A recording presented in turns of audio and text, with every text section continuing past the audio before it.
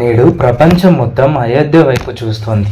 అయోధ్య అంటే ఒక్క రాముడి విగ్రహమే కాదు, ఆధ్యాత్మికతను మేళవించి ఓ చోట చేర్చి రాములోరి విగ్రహానికి ప్రాణప్రతిష్ఠ చేసిన స్థలం. ఇంతటి చరిత్ర కలిగిన అయోధ్య రామ మందిరం, దాని సరౌండింగ్స్ ప్రత్యేకతలు తెలుసుకోవాలని అందరికీ ఉంటుంది. ఈ వీడియోలో వాటిని డీటెయిల్గా డిస్కస్ చేద్దాం. రామ మందిర డిజైన్ని 1989లోనే రూపొందించారు. ఆలయాల డిజైన్స్ రూపొందించడంలో నిష్ణాతులైన సోంపూర కుటుంబీకులు అయోధ్య రాములోరి ఆలయ డిజైన్ను అందించారు. అప్పటి విహెచ్పి అధిపతి అశోక్ సింఘాల్ వినతి మేరకు సోంపూర డిజైన్ రూపొందించారు. ప్రధాన ఆలయాన్ని ఎల్ఎన్టీ కంపెనీ నిర్మించగా, ఉపాలయాలు ఇతరత్ర నిర్మాణాలను టాటా కంపెనీ నిర్మిస్తోంది. అష్టభుజి ఆకారంలో గర్భగుడి నిర్మాణం జరిగింది. రిక్టర్ స్కేల్పై 10 తీవ్రతతో భూకంపాలు వచ్చినా, ఇతర విపత్తులు వచ్చినా కనీసం 2500 ఏళ్ల పాటు ఆలయం వాటిని తట్టుకునేలా డిజైన్ చేసినట్లు తెలుస్తోంది. ఆలయ నిర్మాణం మొత్తం 3 అంతస్తులో జరుగుతోంది. ఆలయ ఒక్కో అంతస్తు 20 అడుగుల ఎత్తు ఉంటుంది. మొత్తంగా 392 స్తంభాలు, 44 తలుపులు ఉంటాయి. ఆలయంలోని ప్రధాన గర్భగుడిలో శ్రీరామ్ లల్లా విగ్రహం ఉంటుంది. మొదటి అంతస్తులో శ్రీరామ్ దర్బార్ ఉంటుంది. రామ మందిరంలో నృత్య మండపం, రంగ, సభ, ప్రార్థన, కీర్తన మండపాలు ఉంటాయి. ఆలయ గోడలు, స్తంభాలు దేవతామూర్తులతో చెక్కి ఉంటాయి. ఆలయ ప్రవేశం తూర్పు దిక్కు నుంచి ఉంటుంది. సింహద్వారం నుంచి భక్తులు 32 మెట్లు ఎక్కి లోపలికి ఎంటర్ కావాలి. దివ్యాంగులు, వృద్ధ యాత్రికుల కోసం ర్యాంపులు, లిఫ్ట్లను ఏర్పాటు చేశారు. ఉత్తర భారతదేశంలో గుళ్లకు సాధారణంగా ప్రాకారాలు నిర్మించరు, కానీ అయోధ్య ఆలయానికి ప్రాకారం నిర్మిస్తున్నారు. దాని పొడవు 730 మీటర్లు.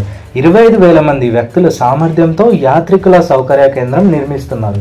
వచ్చే భక్తులకు ఇబ్బందులు కలగకుండా ఆసుపత్రులు కూడా నిర్మిస్తున్నారు. ప్రపంచవ్యాప్తంగా 7 ఖండాల్లోని 115 దేశాల్లో నదులు, సముద్రాల నుంచి తీసుకొచ్చిన నీటిని, 2587 ప్రాంతాల నుంచి తీసుకొచ్చిన మట్టిని రామాలయ నిర్మాణంలో వినియోగించారు.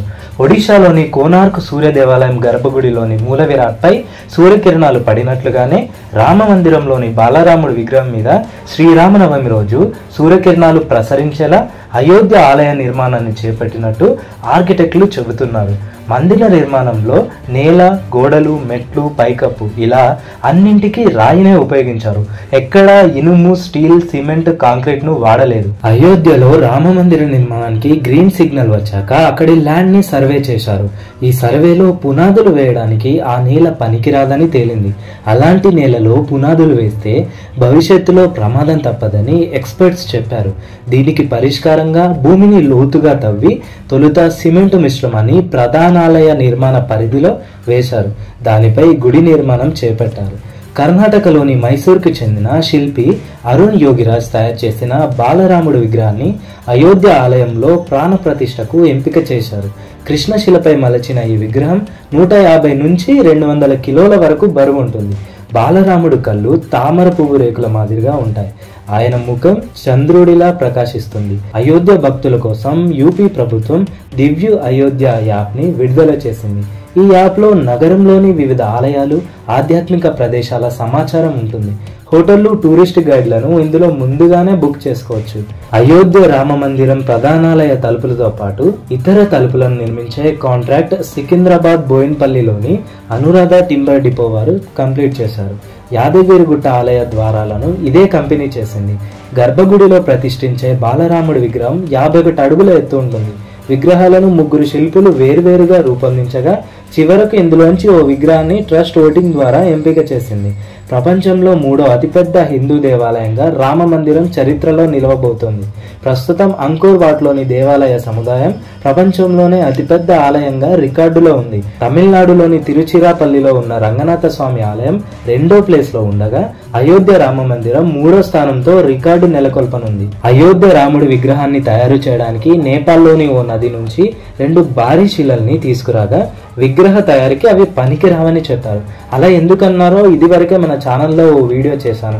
మిస్ అయిన వారు డిస్క్రిప్షన్ లో లింక్ ఇచ్చాను, చూసేయండి. ప్రధాన ఆలయ విస్తీర్ణం 2.77 ఎకరాల్లో జరిగింది.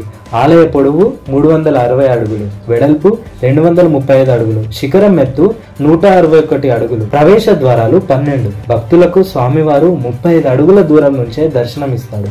10 లక్షల మంది ప్రయాణికుల కెపాసిటీతో రామమందిర కాంప్లెక్స్ 110 ఎకరాల్లో విస్తరించారు. ఇప్పటి వరకు అయిన ఖర్చు 400 కోట్లు. కాంప్లెక్స్ నిర్మాణానికి 1800 కోట్లు ఖర్చు అవుతుందని అంచనా వేశారు. రామసేవలో తరించే భక్తులకు అయోధ్య న్యూ డెస్టినేషన్ అవుతుందనడంలో ఎలాంటి సందేహం లేదు. That's all for this video. ఈ వీడియో మీకు ఎలా అనిపించిందో కామెంట్ చేయండి.